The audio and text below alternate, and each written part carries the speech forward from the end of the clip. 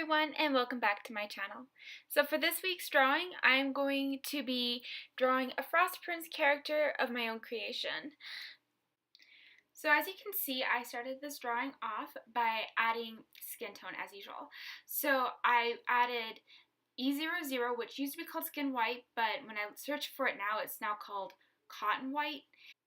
And then I used cashmere as the darker tone for the shadow parts. And then I added, I think it's E50, but it's eggshell.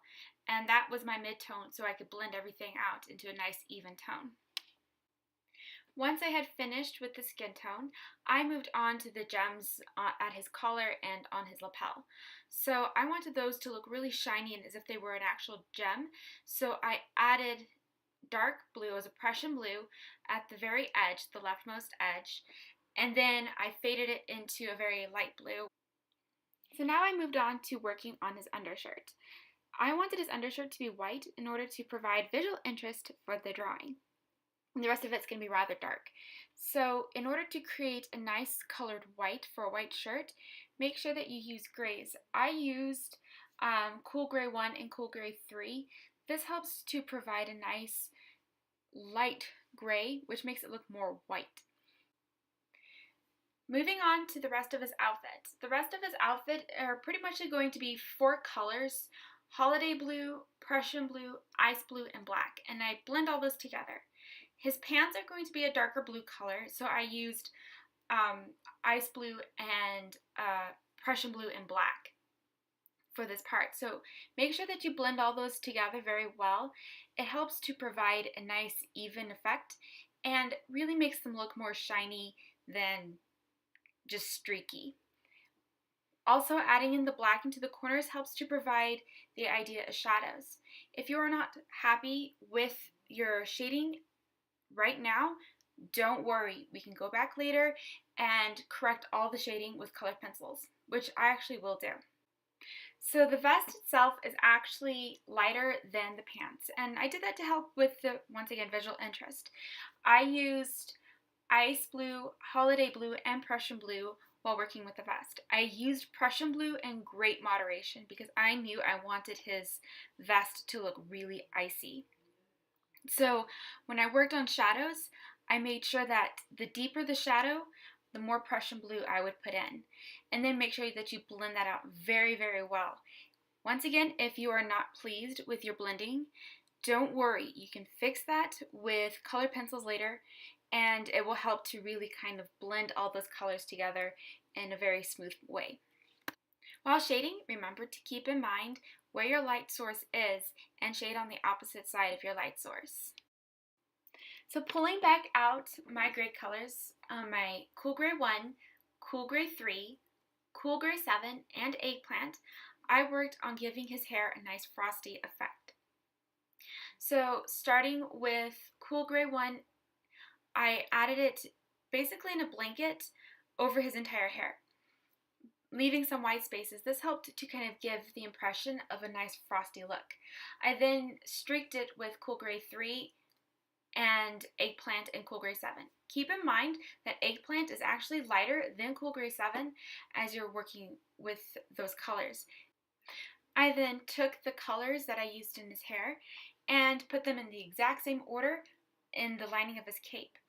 This helped to create an impression of a frosty lining of his cape. Just remember that where the cape folds over, you're going to add drop shadows in those areas as well. That way it really helps to create a three-dimensional look. So some of the last details that I added on the character himself were on his cape. I knew I wanted his cape to look a little bit different from the rest of his outfit, but still kind of have the same feeling.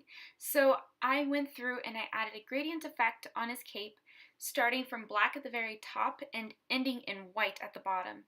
Just remember that if you're going to leave the bottom white after a gradient, that you need to take a colorless blender and blend it out so that it looks nice and.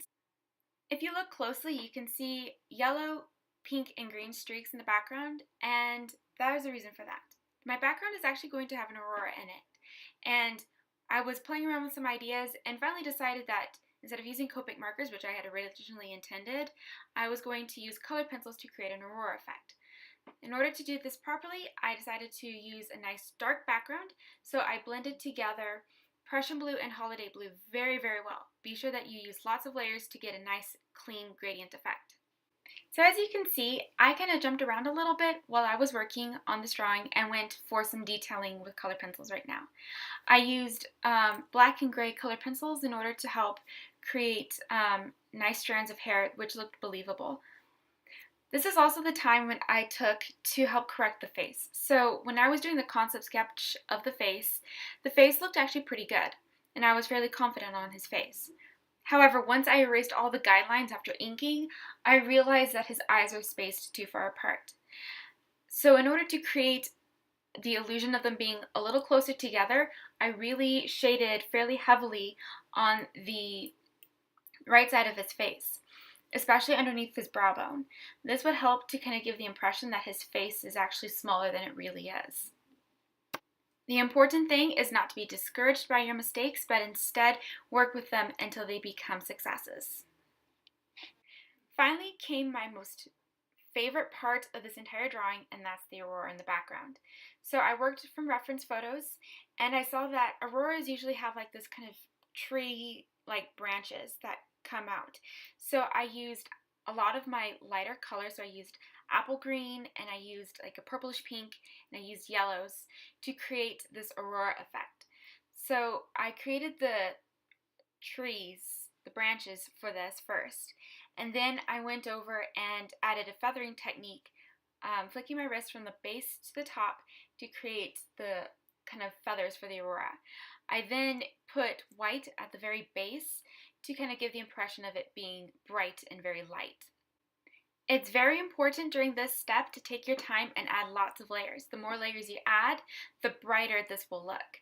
Also, don't be afraid to mix in some of the other colors. So I put a little bit of yellow in with the greens. That way it would really make it look bright. Finally, I added some final detail work using white gouache. Specifically, I put a little bit of white along the base of the aurora to make it look even brighter. I want to thank you guys so much for watching my video. Comment down below and tell me what your favorite part of the drawing was. Also, give this video a thumbs up if you liked it, and don't forget to subscribe. Bye!